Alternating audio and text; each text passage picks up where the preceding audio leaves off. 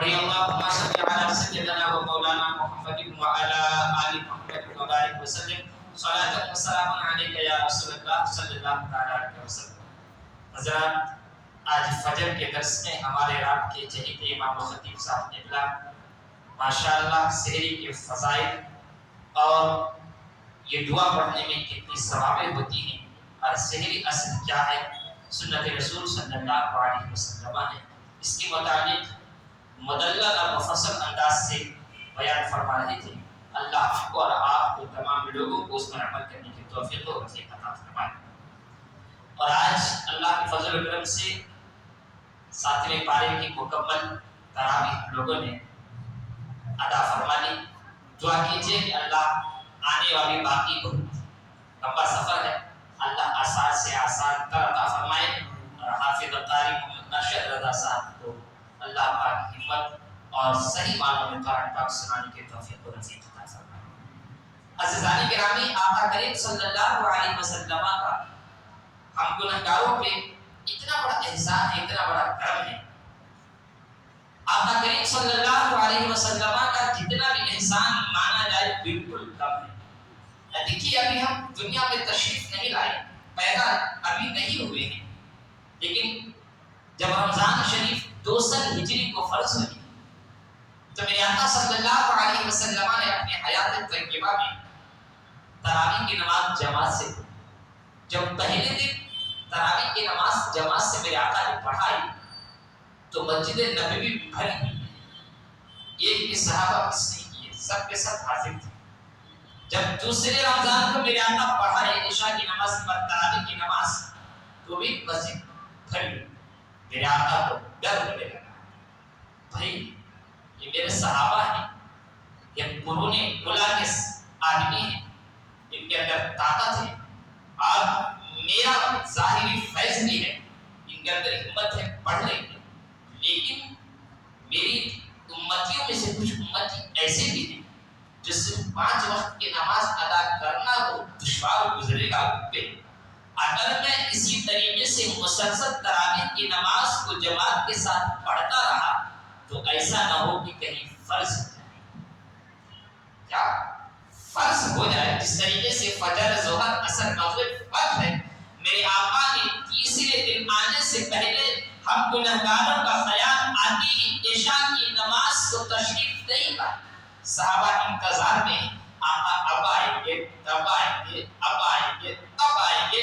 میرے آقا کریم صلی اللہ علیہ وسلم نے حجر عائشہ سے حکم فرمایا، اے صحابہ اپنی اپنی نمازیں پڑھ لو اور گھر کے چلے جاؤ۔ عشاء بھی اپنی پڑھ لو، تراویح بھی اپنی پڑھ لو، وتر بھی اپنی پڑھ لو اور گھر کو چلے جاؤ۔ آقا کا حکم تھا، سب صحابہ نماز پڑھ کے چلے۔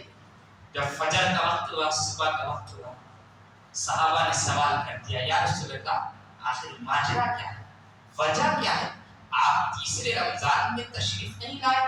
تو میرے آقا نے ارشاد فرمایا، اے میرے صحابہ، مجھے میرے گنہگار امتیوں کی یاد آنے لگی اور ان کا ڈر مجھے ہونے لگا کہ تم تو ہمت والے ہو، طاقت والے ہو، میرے زمانے کے ہو، تم تو میرے پیچھے نماز پڑھو گے، جب تک حیات رہے گی تم عبادت کرتے رہو گے۔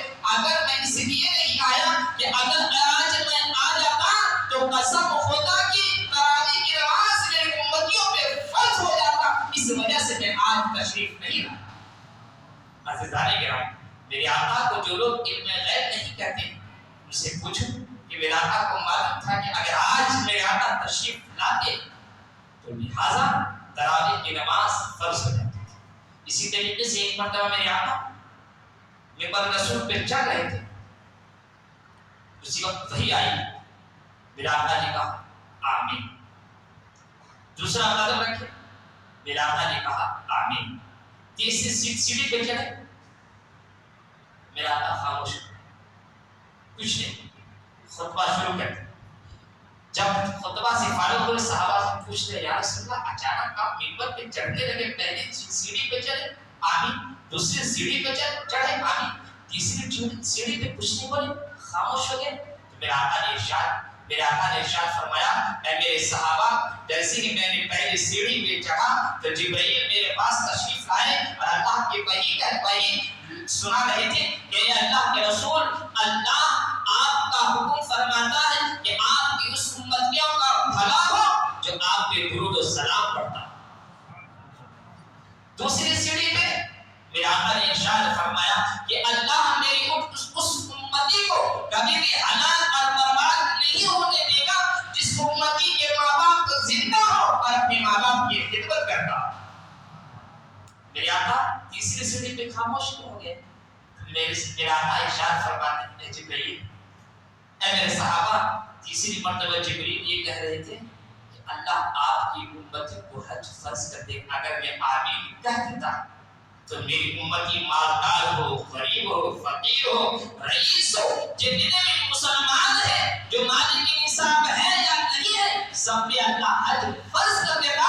میں اپنی غریب امتیوں کا خیال کرتے ہوئے آمین نہیں کہا تو اللہ نے صرف مالدار پہ حج فرض کیا ہے، غریب امتوں پہ حج فرض ہے۔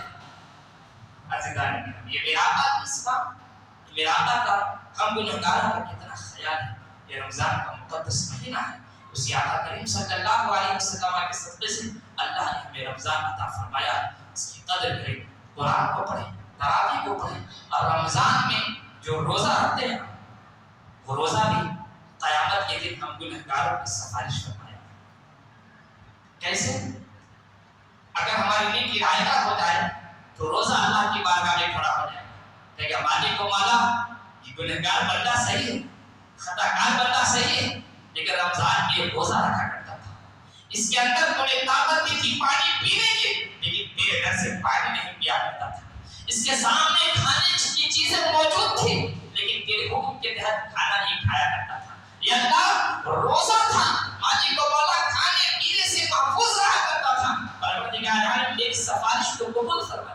روزے کی روزہ جب ہم گنہگاروں کے حق میں سفارش کرے گا تو اللہ حکم فرمائے گا، اے فرشتے روزے کی سفارش کرنے کی وجہ سے میں اس کے تمام گناہوں کو معاف کرتا۔ عزیزان اس لیے رمضان شریف کے سارے روزے رکھیں، ایک روزہ میں مس نہ ہونے پائے۔ اگر معذور ہیں، کمزور ہیں، ضعیف ہیں اور بیمار ہیں، سفر میں ہیں تو اسلام نے اس کے قانون الگ بنائی ہے، لیکن موٹے صحت مند ہیں، تندرست ہیں، اللہ نے اتنی صحت دی ہے کہ ایک تماچا اگر کسی کو مار دے تو آپ کے تماچے کی طاقت سے وہ نیچے گرنے والا انسان دوبارہ اٹھ نہ پائے گا، لیکن رمضان کے مہینے میں کہتے ہیں سست ہوتا ہے۔ یاد رکھو نوجوانوں، آج نے اللہ نے جوانی عطا کی ہے، اس کو اللہ کی عبادت میں گزارو۔ یاد رکھو آج جوانی ہے، کل بڑھاپا آئے گا، تو اپنی جوانی کو یاد کر کے پچھتائے۔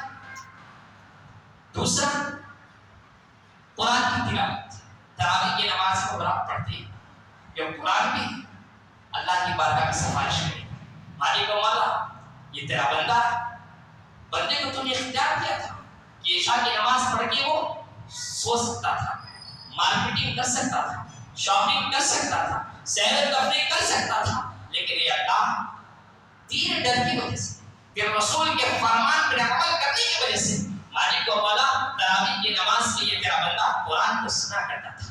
اللہ الصمد، جب قرآن ہم گنہگاروں کی سفارش کرے گا تو اللہ حکم فرمائے گا، اے میرے فرشتے قرآن کی سفارش کو میں نے قبول کر لیا ہے، لہذا قرآن شریف کی سفارش کرنے کی وجہ سے اس کے تمام گناہوں کو معاف۔ اس لیے تراویح کو رائگاں نہ کریں۔